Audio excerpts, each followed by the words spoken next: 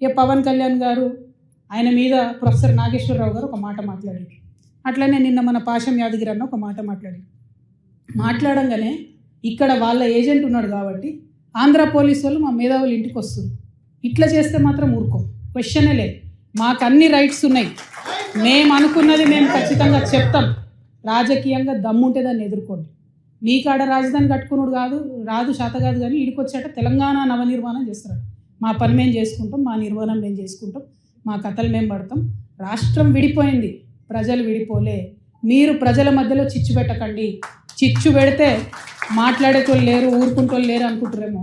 ఇగో ఈ జెండా రాకముందు లెక్క వేరే, ఇప్పుడు లెక్క వేరే.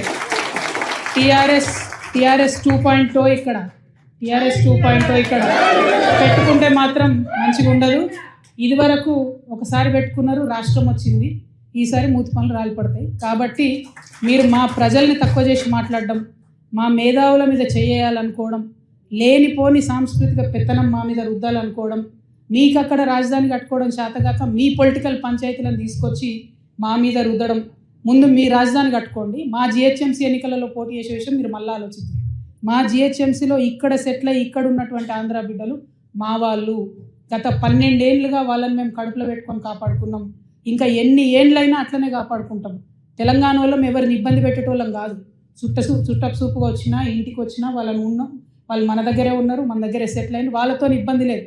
రాజకీయంగా పెత్తనం చేస్తాం, సెక్రటేరియట్లో ఏలు పెడతాం, మీ విధానాలలో ఏలు పెడతాం, మీ నీళ్లు దోసుకుంటామంటే మాత్రం ఊరుకునేది ఉండదు. ఖచ్చితంగా చెప్తా ఉన్నాం. ఇవాళ మా ఉద్యమ ఆకాంక్షలో పరిరక్షణలో భాగంగా మొట్టమొదటిది మా అస్తిత్వాన్ని పరిరక్షించుకోవడం. ఆ అస్తిత్వాన్ని పరిరక్షించుకోవడంలో మీరు ఆంధ్ర వాళ్ళైనా సరే, ఇక్కడ ఆంధ్ర ఏజెంట్గా ఉన్న తెలంగాణ ముఖ్యమంత్రి అయినా సరే, తెలంగాణ అస్తిత్వాన్ని క్వశ్చన్ చేసే విధంగా మాట్లాడితే మాత్రం ఊరుకునేదే ఉండదని చెప్పి ఈ సందర్భంగా తెలియజేస్తూ, మరి ఇక్కడ ఉండేటటువంటి మన ఉద్యమకారులకు నేను రిక్వెస్ట్ చేస్తూ ఉన్నా. ప్రభుత్వాన్ని మనం పదే కోరినాం, 2.5 సంవత్సరాలు అయింది. ఉద్యమకారుల ఆకాంక్షలు నెరవేర్చండి, ఉద్యమకారులకు మీరు ఇచ్చినటువంటి వాగ్దానాలు నెరవేర్చండి అని పదే అడిగినాం. అడిగితే ఏం చేసిండ్రు? ఇప్పుడు వరకు 2 సార్లు 3 సార్లు కమిటీ చేసిండ్రు. టైంపాస్ చేస్తున్నారు తప్పితే విషయం అయితే క్లారిటీ ఇస్తలేదు. రేపు 2వ తారీఖు, రేపు తెలంగాణ రాష్ట్ర అవతరణ దినోత్సవం. మనందరం సగర్వంగా జెండా వేసుకొని చాటే రోజు. రేపు ముఖ్యమంత్రి గారికి మేమందరం ఇక్కడ నుండి ఈ రౌండ్ టేబుల్ వేదికగా డిమాండ్ చేస్తూ ఉన్నాం. ఏదైతే మీరు మేనిఫెస్టోలో ఉద్యమకారులకు హామీ ఇచ్చిందో అది రేపు ప్రకటించండి. కమిటీలు చాలు, ఇక టైంపాసులు చాలు, కాకమ్మ కబుర్లు చాలు, కేకేలు పీకేలు ఇవన్నీ మాకు వద్దు. మాకు కావాల్సింది ఏంటిది? మీరు ఉద్యమకారులకు ఏదైతే ల్యాండ్ ఇస్తామన్నారో 250 గజాలు అది ఇవ్వండి. మీరు ఉద్యమకారులకు అయిపోయాక వెంటనే మంత్రి లోకేష్ గారు ఏమంటారు? మేము తెలంగాణలోకి విస్తరిస్తున్నాం అంటారు. అయ్యా లోకేష్ గారు, ముందు ఇప్పుడు వానాకాలం వస్తూ ఉన్నది.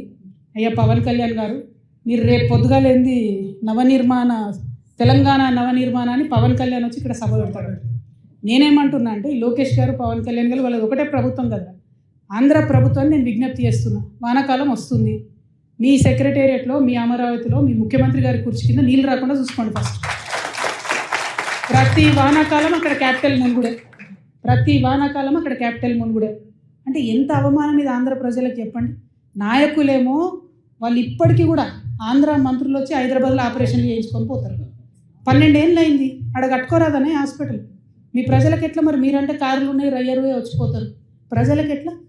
వాళ్ళు ఎక్కడికి పోవాలి? అయితే నెల్లూరులో ఉన్నోళ్ళు చెన్నైకి పోవాలి, అక్కడ ఉన్నోళ్ళు బెంగళూరు పోవాలి, అనంతపురం వాళ్ళు, లేకపోతే విజయవాడ దగ్గర ఉన్న వాళ్ళంతా హైదరాబాద్కి రావాలి.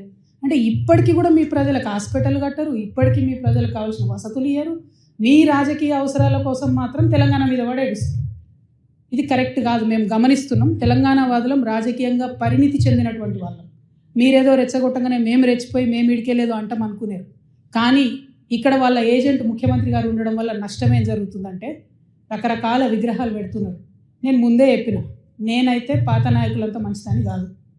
ఇట్లనే మీరు ఊకే చేసిండ్రంటే మేము ఖచ్చితంగా అధికారంలోకి వస్తాం. అన్ని విగ్రహాలు బిడ్డ పలగొట్ట ఆంధ్రాకి పార్సల్ చేస్తాం.